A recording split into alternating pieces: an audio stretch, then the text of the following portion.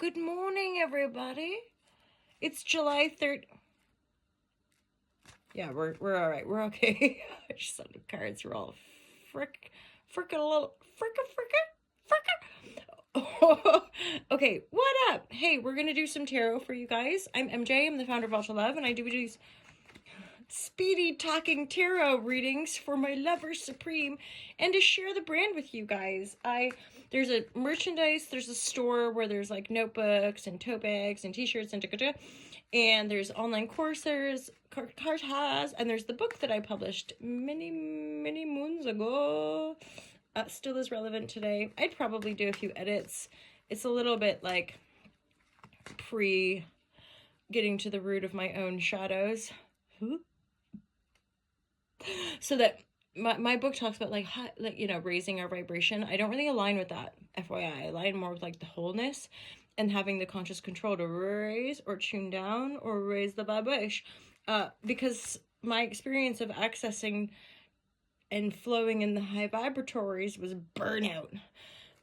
So we need support, we need grounding, we need roots, we need a home. We need for our basic needs to be met before we can take off into the higher vibratories.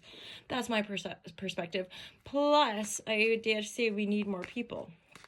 More and more people vibrating higher helps us to stabilize the higher vibration without frazzling our nervous system or burning out again. But what am I saying? I don't know. If you resonate, high five. Thanks for being here. Thanks for being my internet friends. Let's get into this reading, you guys. Divine guidance and loving clarity for my love the supreme on July 30th. Divine guidance and loving clarity. I'm an intuitive reader, you guys. So you take what resonates, leave the rest. That's part of intuition. Your intuition, your teacher is your best. Oh, God. Oh, no. Oh, it's a broken-hearted, my loves.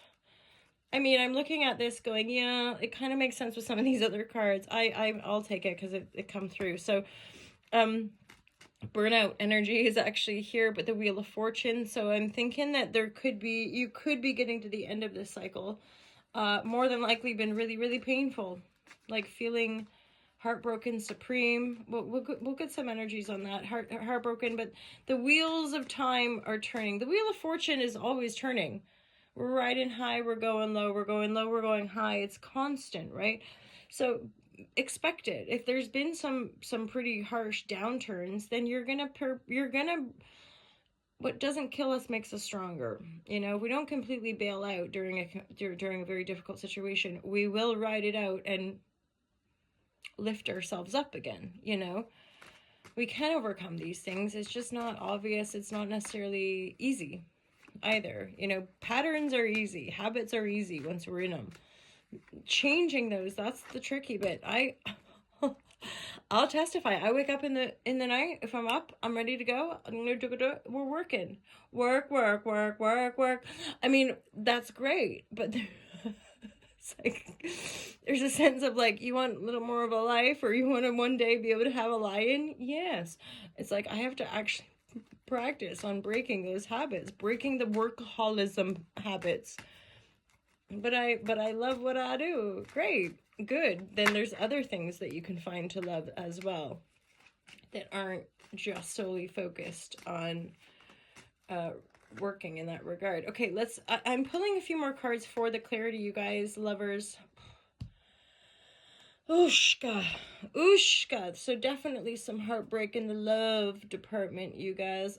Sorry. I see you, baby. Yeah, lovers, heartbroken, you're looking at different options. Maybe that's part of where the heartbreak comes from, is like,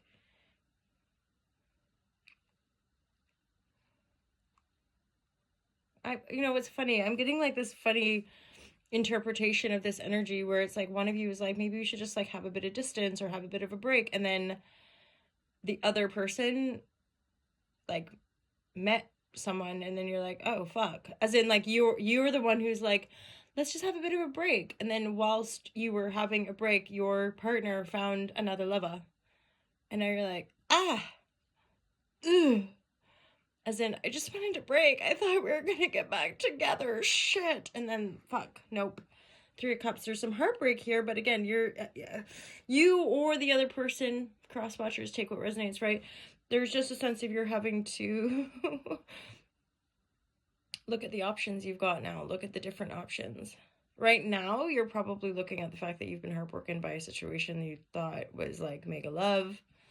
We all have different perspectives of love. We all have different perspectives and ways of relating, right? That's part of self-awareness. That's part of understanding ourselves. Like, in a sense, getting triggered and sparked by love is, to me, so much part of the program. It's not, that spark of love doesn't actually necessarily mean, if anything, it usually means that we're going to get into some kind of deeply painful karmic situation. And that more neutral connections are a little bit more sustainable from a place of like putting the roots and like, you know, the groundwork, you know, the solid foundations are necessary. When we just like feel love for someone and then like want to make it all happen and go really fast, it's more than likely going to be some opportunity for some deep shadow work. Annoying as it is, it's a hellish Shazam vibratory. Okay, so there's options here, you guys. Wheel of Fortune, karmic situation, more than likely karmic situation closing down, because the Strength and the Eight of Swords is like commit, have the strength, see it through, and then bosh, freedom and liberation. Plus it's the Wheel of Fortune. I'm like, you will see, you will be able to see clearly. As in, you'll get the information somehow, some way. The information will come in. It will show you the way. You'll be like, oh, okay, I can do this. Then there's a lot of spiral energy in this deck. I'm noticing for some reason. You're making a choice. For some of you, this could be about like this relationship ending is really kind of setting you off on maybe a bit of a spiritual journey. You hold the key, right? Like, you're holding the key. I hold the key now. I hold the key now. Right? So like, if you've been in a long-standing partnership, or let's have a break, somebody moved on, oh my God, heartbreak. You're like, well, I got my key. You know, I have the key to my soul. I got the key. I can create these opportunities. I can find love again, maybe, right? And so there is something here about letting go. There's some sadness here, for sure. Sadness, but again, it's like a choice. We have to let go to move forward sometimes. We have to let go to let new things in, etc. Blah. You know, it's like, this is like, sometimes I think when you're really doing the work, eventually talking about it is just a bunch of razzmatazz. You know, when you're really doing the work, eventually, like, people just saying, like, let it go, sweetie. You're like, okay, shut up. Leave me alone. As in, often is the case, we are letting it go, and that people just gacking poop out of... Oh, no. I'll put it more clearly. The majority of people just want to dismiss or avoid or because painful, deep emotion trigger people. People don't like it. They don't, just let it go, honey. Just let it. You're like, that's what the tears are doing. If you could just let me freaking cry rather than trying to suppress the tears because they're making you uncomfortable. Hala hala. That's part of the awakening. That's part of this conscious evolution of our species, is to become more emotionally intelligent. And of course, we're living in a world where the majority of the world leaders would exhibit the lowest emotional intelligence of most of the people in the whole entire world. That's probably an exaggerated lie, but for those of us that can see, it's pretty apparent that we're working with the wounded male leadership thing of men who have been paralyzed to be juveniles. So they're like, you know, exhibiting traits of a 5-year-old, throwing tantrums, saying random shit that makes them feel important, but actually, you know, the wholeness and the emotional intelligence of a lot of this just isn't, it's all whack, basically. It's all whack. You're not whack. I'm not whack. Well, we're all whack. Who cares? Divine guidance and loving clarity. Let's pull a few more of these cards, you guys. This is definitely a little bit of so you're okay. Heartbreak, sadness. I'm so sorry for that. And yet you walking away, claiming your joy, claiming your new beginning. This is an opportunity, my loves. For some of you, if you've never been single before, this is an opportunity for some epic singleness. You feel me? As in, this is about you discovering your joy. What lights you up? What makes you happy? A heck of a lot of people don't even know that. We're so traumatized. We're so enslaved to be good little worker bees that we half the time don't even fucking know. What does light you up? What does make you joyful? I don't know, because I haven't been able to actually access that joy for 20 years or however long, right? Ooh, okay. And then that gives me sense of this is where Ace of Swords, get clear, go within. Solar calm, it's within you, right? It's not, I mean, we'll see it, but we have to be connected from within to recognize it, right? If we're not in connection, we're not likely to recognize that which is ours. When we're in connection and present to what's around us, we're going to see it's going to light up. It'll light up. That's intuition, right? Like, it will light up to us like, that's for me. I have to try that thing. I have to go to that thing. I have to go to that concert. I have to, right? And you'll start to be guided. And it's probably not going to be long that you'll be guided forward in a way where you won't even think about that heartbreak situation. Only because I'm saying this heartbreak is always going to be painful. But for a lot of you, my intuition, my sense of it is that this isn't a marriage.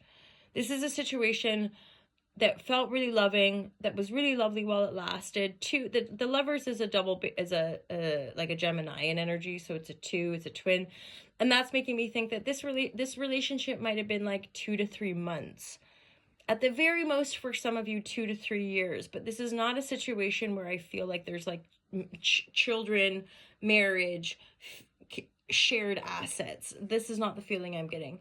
It's a little bit lighter, hence where I'm like, we're dating, fab, and then just suddenly realizing, oh, fuck, you're dating other people. I didn't even, kind of hurty, but that's okay. That's not my vibratory. I'm not into the poly thing. So I'm going to go look at my options. And there's options, but your option has a lot to do with your own insight and your own will to move forward in the way that you want to move forward with the Chariot energy. There's definitely a connection.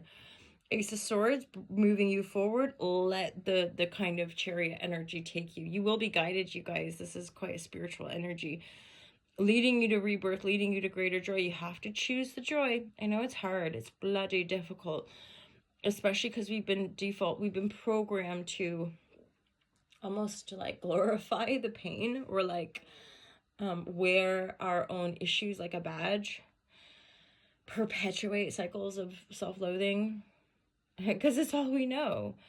And loving ourselves can be triggers for other people. And then if we're sensitive, we feel that we trigger people. We feel like there's something wrong for us for showing up in the way that we love. It's really, really peculiar thing, the way energy works, and how the fifth dimensional energetic construct, or fifth density, people call it fifth density, but working from a higher dimensional reality changes the physics. It changes the science of a lot of our so-called, like, this is it, this is how it works. And I'm like, yes, that's how it works in a 3-dimensional construct.